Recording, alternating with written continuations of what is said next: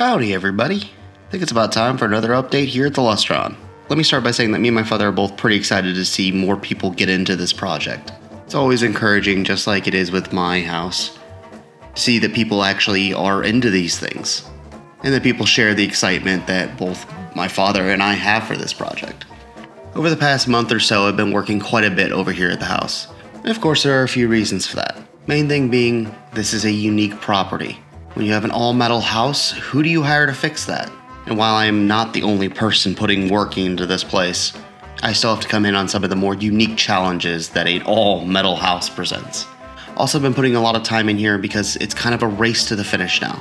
We're trying to get the house completely done and sorted by summer. Or well, mid-summer. Maybe late summer, we'll see. But the big push is because the house is actually on what's called a hard money loan, and so we need to finish the project so we can get it off of a hard money loan and onto a regular mortgage.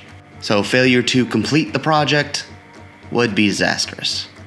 There's also the added urgency from the Fallout TV show being quite the success, leading to a huge amount more interest in the Lustron homes.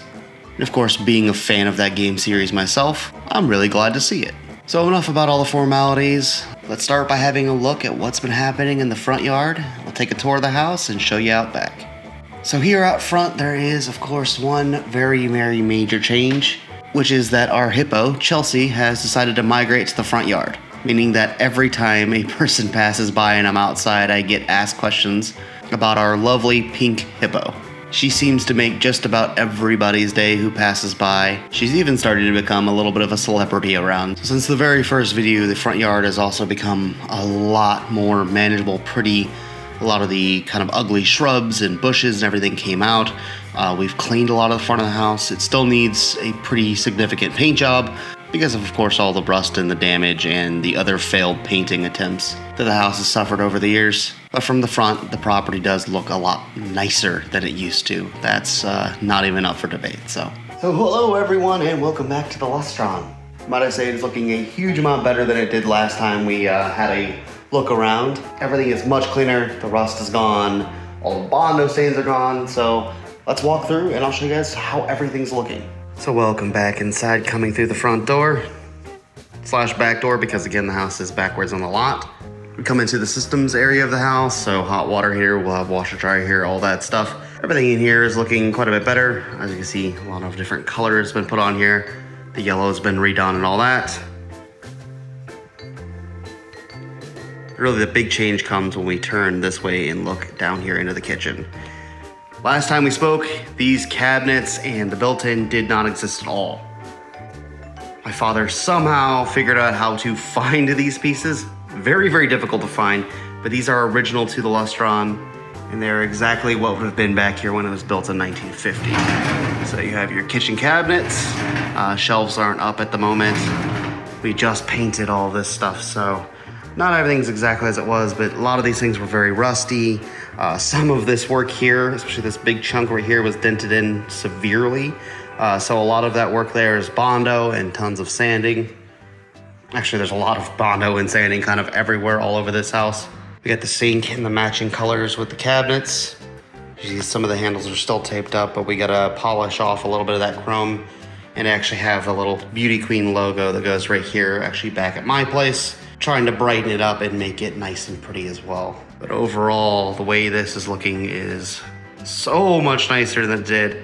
Especially the built-in. I think this, this is what makes a Lustron is all these different little built-in pieces and parts and components.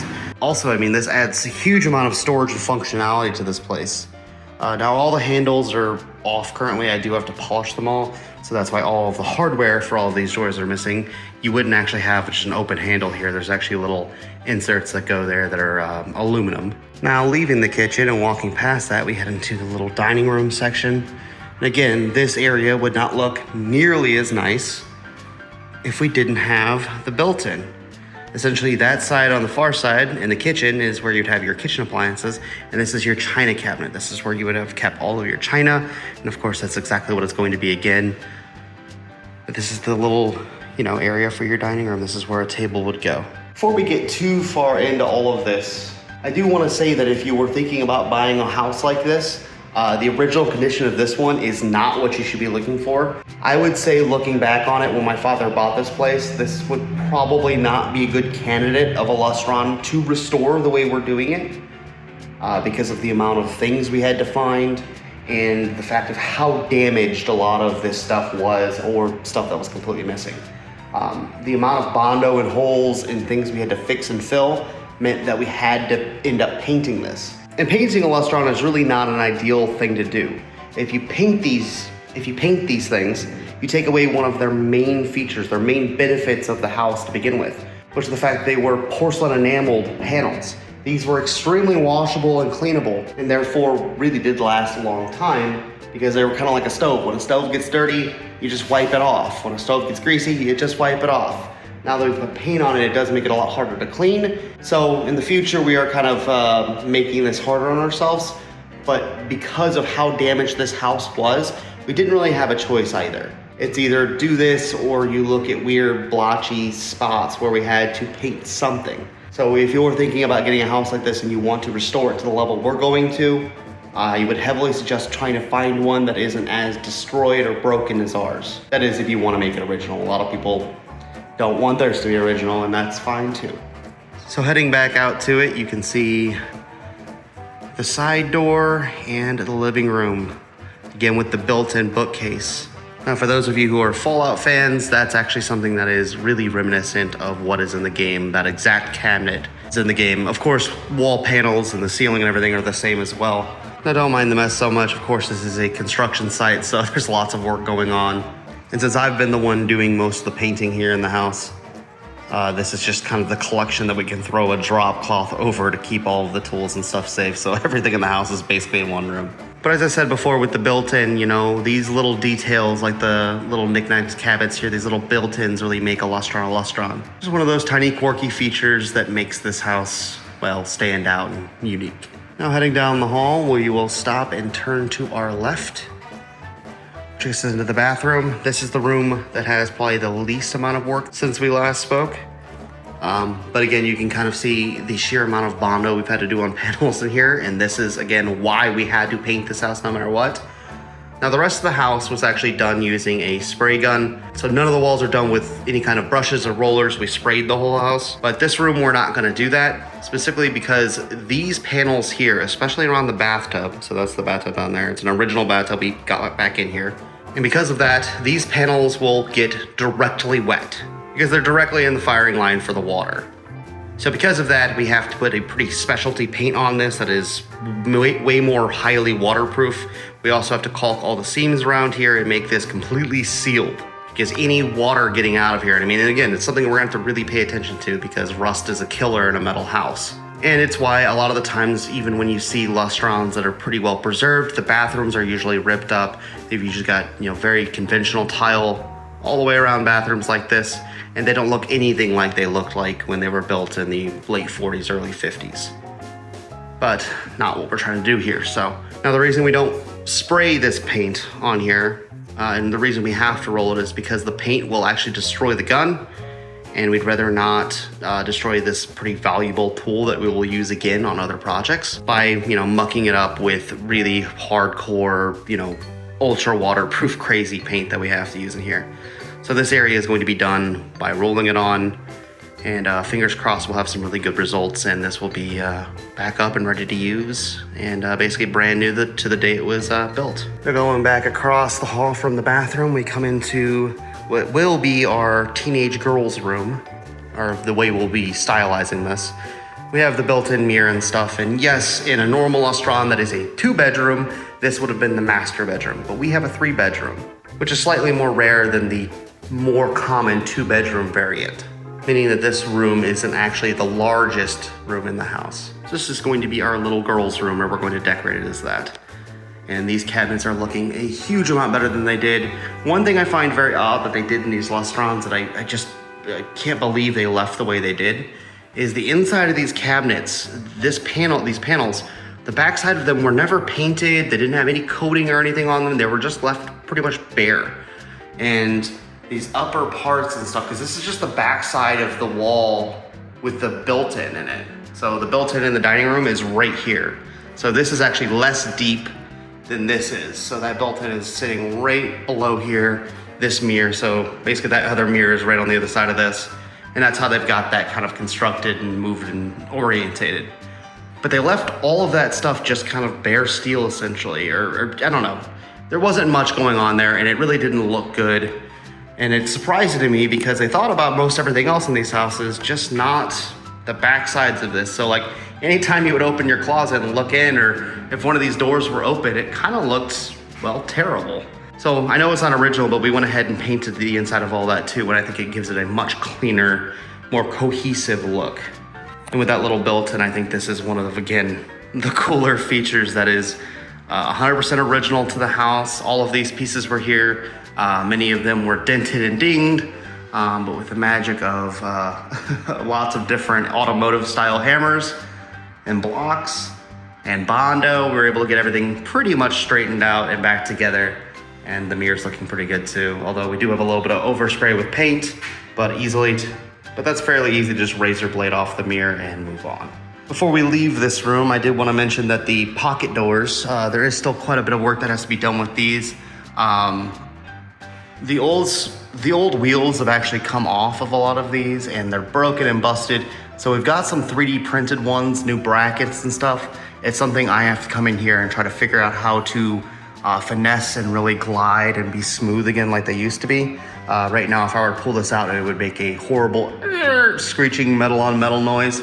So I gotta figure out what's causing that, what I've gotta oil, what I've gotta wax, what I've gotta do to make this smooth and clean and nice again. So getting pretty close to that. So coming out of the little girl's room, we move the rest of the way down the hallway and we can see that this is the main closet divider. Now again, when we bought this, none of this existed. Somebody had ripped all of this out, including the 2 closets in each room, because it's one kind of solid unit. You'll see the closets inside both ways.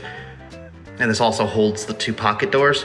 They ripped all of that out, and this was some weird IKEA amalgamation thing that they had put in here. It's not great, and it's definitely caused problems.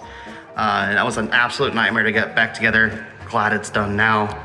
One of the big things that's really kind of screwed with us is they cut these 2 brackets off and we don't have a replacement piece like this, which is really, really unfortunate. But these bracket pieces actually hold on, as you can see here, these panels that go above the doors.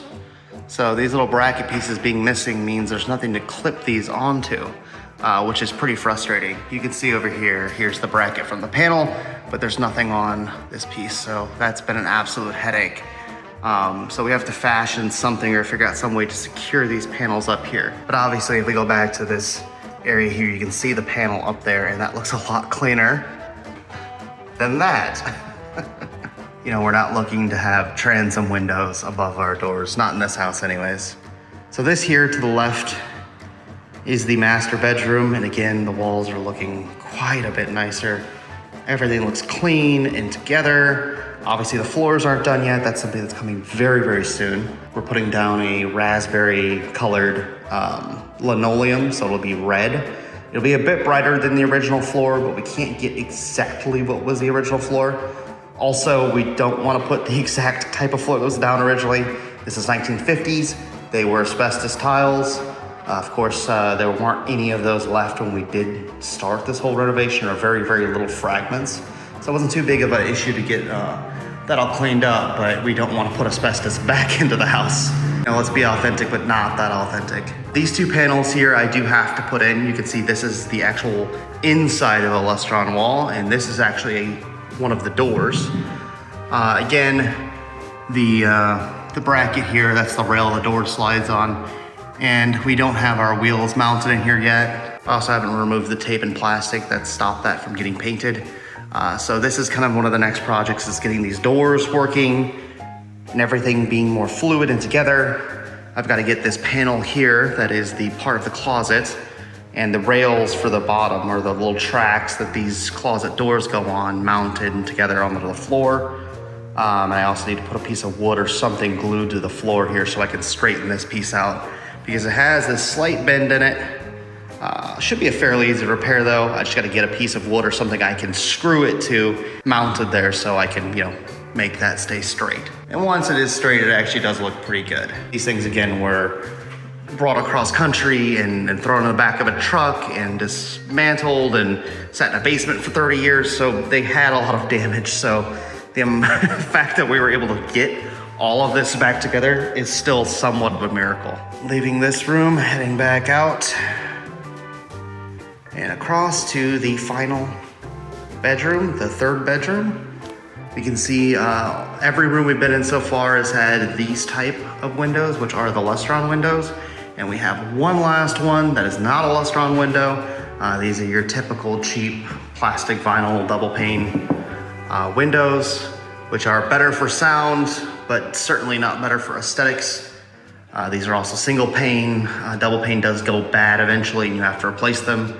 I swear these windows are a replacement scheme. They want to get you new windows every 15 years. If you have the old originals, they last forever and you just end up hearing a bit more. That's really the large downside. These do have storm windows, which my father actually recently found some. He also found the last replacement window we need here. So he's going, I think, into Iowa to pick up more pieces. Again, this has been a cross-country search, finding all of the components, again, that make a Lustron, on top of finding other goofy stuff that we'll get into that he's got in the backyard now.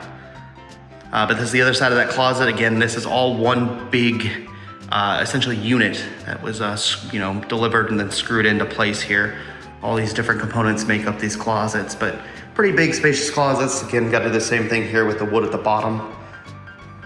But you've got tons of space, lots of place to put your clothes. There are bars that go in here so you can hang up, a big rack.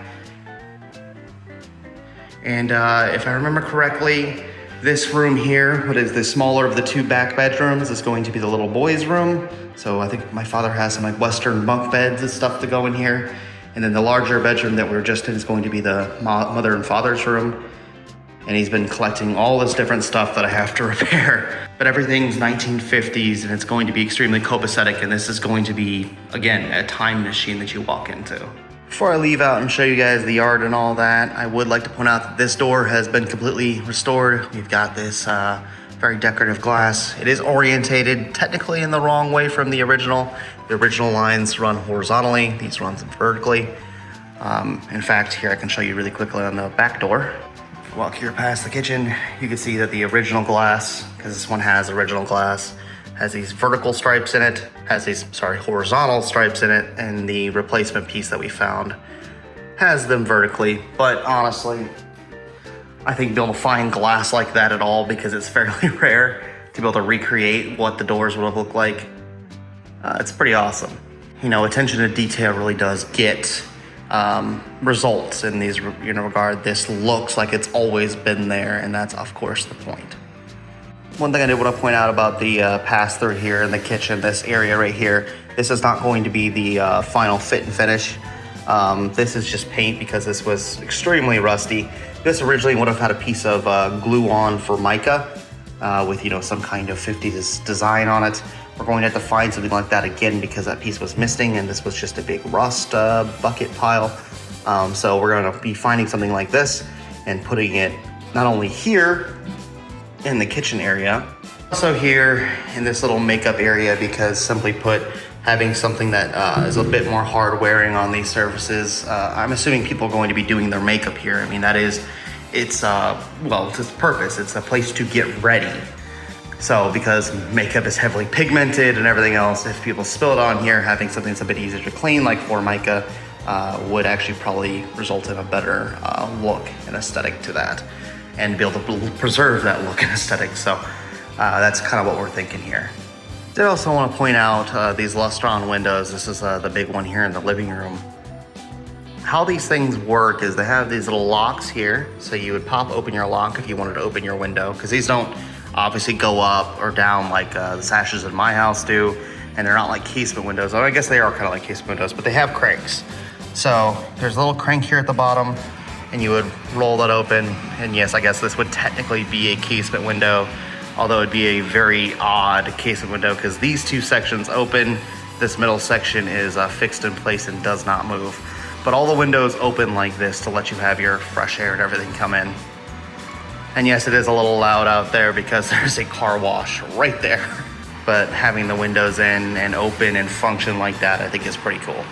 So let's go ahead and head on out and talk about the exterior, shall we?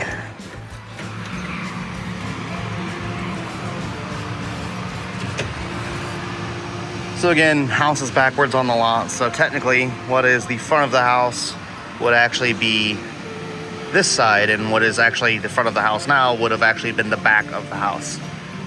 And now that a lot of the stuff back here has been removed, you can really see why. You see one of the main things that makes a Lustron here on the corner of the house. There are two of these, one in the front and one here in the back. I've always seen these things be called the Lustron squiggle. They're a pretty important architectural element of the house, and they're one thing that makes the house extremely unique. But they're also more than just an architectural feature. They're also the downspouts for the gutters. So you see the connect there, come all the way down. That's how you would get the water, you know, obviously down from the gutters. But coming around though, this large window here, which is actually the living room, is the only window in the house that actually juts out like this. So it actually pops off of the side of the house. And it's one of the more main features of the house. And so that actually makes this the front of the house. That and the fact that you have your living room facing the front of the house, and usually your kitchen, which we will look into the window here. You can see the built-in, that's the kitchen there. So that would be your kitchen window, and you would usually look out your kitchen window into the backyard. So again, why they put this house backwards on the lot, we're not quite sure. Don't mind the extension cord. I gotta plug in something back here to show you guys how it works. Now moving down from this area, we get to, well, a very large item here on the side of the house. So my father's a bit crazy. I mean, you guys have seen obviously the hippo and the T-Rex before, but he recently acquired this rocket ship, which is really, really cool. I love it. This is actually an old fuel tank from the wing of I believe a B-52 bomber. I'm not entirely sure. These fins are added obviously to make it look more like a rocket, but you can see these little holes right here, this section. This is supposed to attach it to the wing of whatever aircraft it was from. Again, it's from some bomber. I really didn't get into it too deep with him about where it's from yet, so pretty new purchase for him. But we're going to be painting this rocket with some red and some gold and making it look more aesthetically 50s, like the 1950s toys that kids would play with. Obviously, you know, the big thing back then was cowboys and rocket ships in space. And of course, who could blame them? You know, rocket ships and cowboys are pretty cool. And so this is one one giant thing that he's purchased recently that I think will be really, really awesome in the backyard. Now, of course, this isn't its final home. It's just kind of hanging out here right now. Eventually, we're going to have to build a big launch pad in the backyard near the mini golf course for it. So that's a fun concrete pour, and then we've got to, of course, bolt it to that so it stays down. Honestly, miraculously, it doesn't weigh that much because it's all, you know, aircraft aluminum. But it's a really cool little piece of history, and something that I think will, I don't know, make people smile when they come and visit. So now one of the next major projects I have to do here is I actually have to start painting the house itself. I know I've spoken before. This is a surf blue. I forget the cream color here, but this is a surf blue Lustron. They came in 4 colors. We're going to be matching the surf blue again. One thing we're going to be doing different than most Lustrons, except for the very early prototypes, is this cream color is going to yellow. It seems like they only built very few of them in the yellow color, the blue and yellow. But there's a lot of promotional material with these in blue and yellow. And to take it a bit more 50s, I suppose. That's one thing we're going to deviate from, since this is going to be kind of a model, if you will, a model house, a model Lustron with, you know, 50s everything inside. We think the yellow kind of fits a bit better. So things like the squiggles and all the windows and a lot of the framing on the outside is going to go that bright yellow color. It should make it bold and really pop. Again, like I said inside, these are something, if you have a Lustron that is in really good shape, don't paint it. The problem is ours is not in great shape, and this backside looks pretty good. It would be fine the way it is. Problem comes around when you come to the side where somebody hit it with their car here. And of course, a little bit further down here where somebody hit it with a car here. There's also tons of holes that we've had to patch from random experiments and trying to get power into this place or pull plumbing or wires or things out. Things are essentially just a mess, and so you end up with giant patches trying to fix the problems in the holes.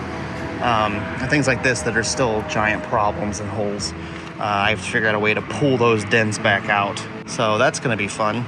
So also back here, my father recently acquired this pretty amazing little sign, the big arrow on top. It is fully functional. And kind of the plan is with things like this is we'd like to create a small, basically drive-in movie theater down here. He's got a bunch of those old school speakers that you would find at a drive-in movie theater that you would, put on the side of your car so you can listen in along with the movie. And if you give me a second, I'll plug this in real quick.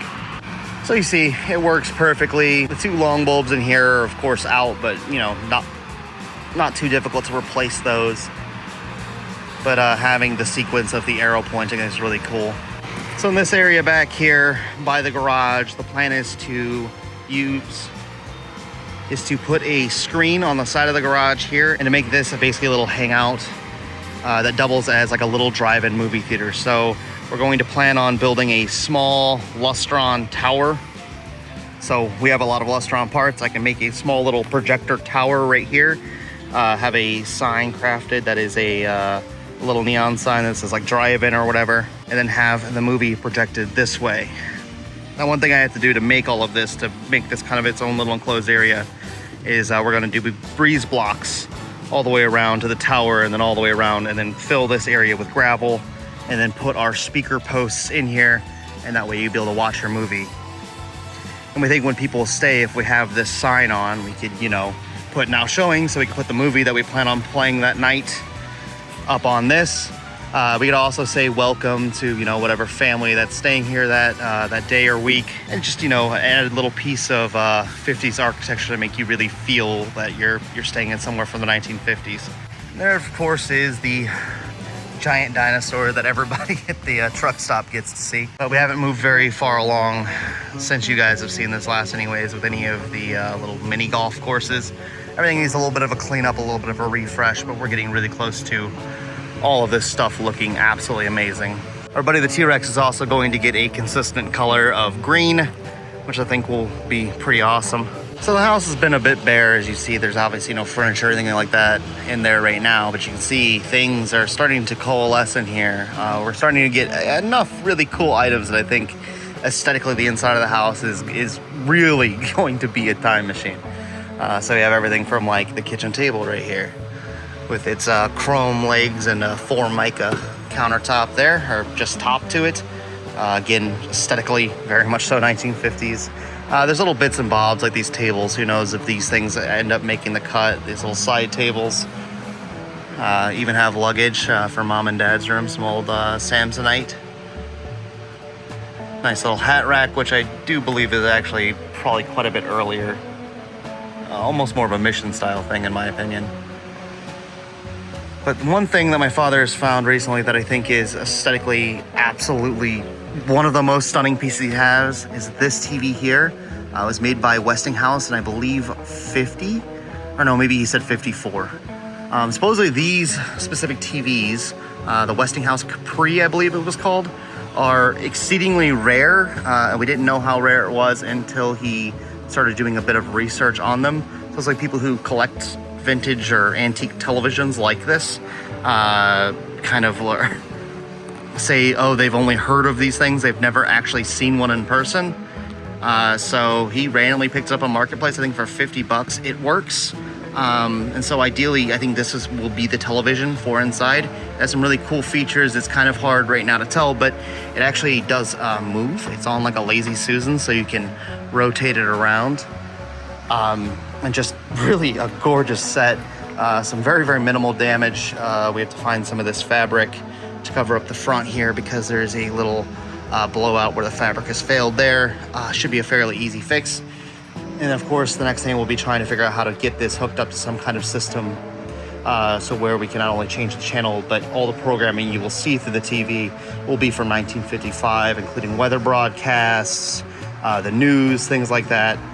So we're trying to get that all figured out. Same thing with the radio stations. So when you're inside the house, any media you would consume apart from your phone and apart from the fact that we have Wi-Fi in there will be from 1955. Of course, things like stove and extra pieces and parts for the Lustron. Still have a lot of things to repair and fix around here.